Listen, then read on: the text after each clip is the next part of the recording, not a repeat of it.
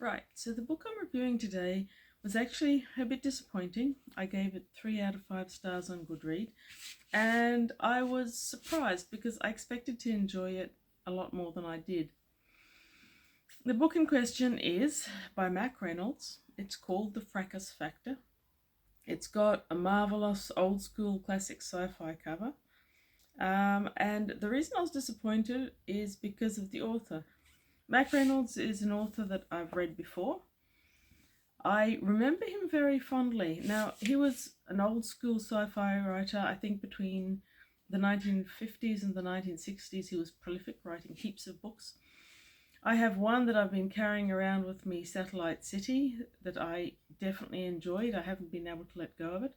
I know I've read a lot more of his books as well, and I remembered him fondly. I seem to remember Satellite City as being quite subtle, having good characters, good plot, a lot of stuff was happening in it, whereas the Fracas Factor never really came together. It was fun, I did enjoy it, but it felt like what my father would have called a pot boiler, something that someone wrote in a hurry because they wanted the paycheck.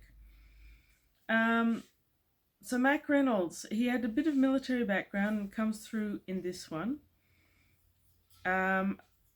But like I said, it didn't really congeal for me. Allegedly, the Fracas Factor is part of a series with the hero Joe Mauser, who is an ex-category military.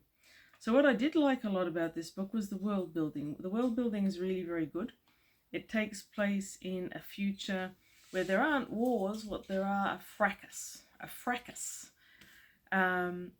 rather than a small-scale bar brawl, which is what springs to mind when I hear the word. In this world, it's an organised military fight. It seems to be somewhere in between our own reality TV shows and a settling of a grudge. So companies, normally large companies, recruit large armies who go into certain set-aside reservations and battle, and depending on the outcome of the battle, which company wins over the other, etc. This society is very stratified. You've got certain categories, you've got high, low, and mid in each of these categories. People don't move between them very much.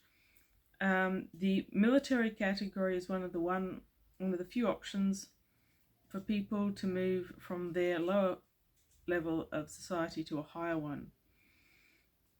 So the world building is very clever and interesting.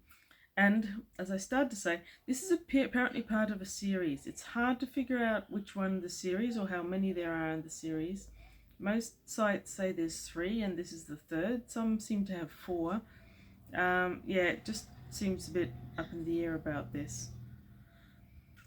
It does work perfectly well as a standalone. So you've got 2 characters, Joe Mauser and his sidekick, whose name I've temporarily forgotten. They have apparently appeared in other books, but in actual fact it doesn't really matter too much because the writing is so very basic. It's like it foreshadows, it creates Joe Mauser as this legendary stereotypical hero. There's not a lot of character development because really there isn't very much character. There's stereotypes that do stereotypical things and not much beyond it. Still enjoyed it, mind you. So yes, in this world building, work is limited. Most people live off shares that are issued them at birth. So it seems to be some version of social security. But how much the share is depends on which category of society you fall into. You've got the option of increasing your shares over your life. And one of the ways of doing that is if you go into the military and you don't end up dead, then you can become quite wealthy. That's what's happened to Mauser. Joe Mauser has been discharged from the military, so he's ex-military, but he has earned quite a lot of money. He's a bit of a superstar, everyone knows him. So yes, the world building is great. The characters are more than inclined to be two-dimensional. They have got nothing behind them. And the dialogue is clumsy in the extreme. It is not quite he said, she said, but it's... If a good dialogue helps build your characters and helps build the story, then this is a plod. You plod along as he says this, she says that. None of it is unpredictable. None of it builds them up very much, and none of it builds up the story. And that plot is laughably superficial. Given the fact that it's an old book, you don't necessarily expect to have really subtle plots, which isn't fair because a lot of the older books are very subtle and very complex. This one isn't.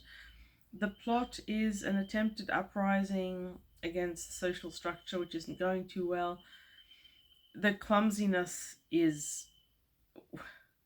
it's also stereotypical but quite laughable. You could laugh at this plot, and I have to say at times I did.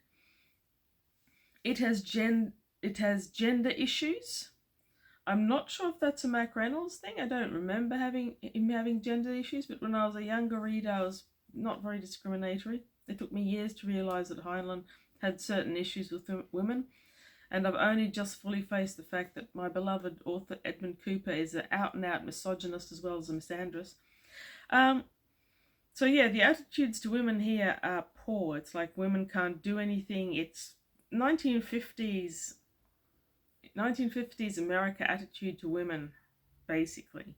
And that's a bit scary since the future scenario holds together quite well as long as you don't hit the women. The other thing that really dated it for me is the fact that you've got all this major amount of technology that's being used for the warfare, but medicine didn't keep up.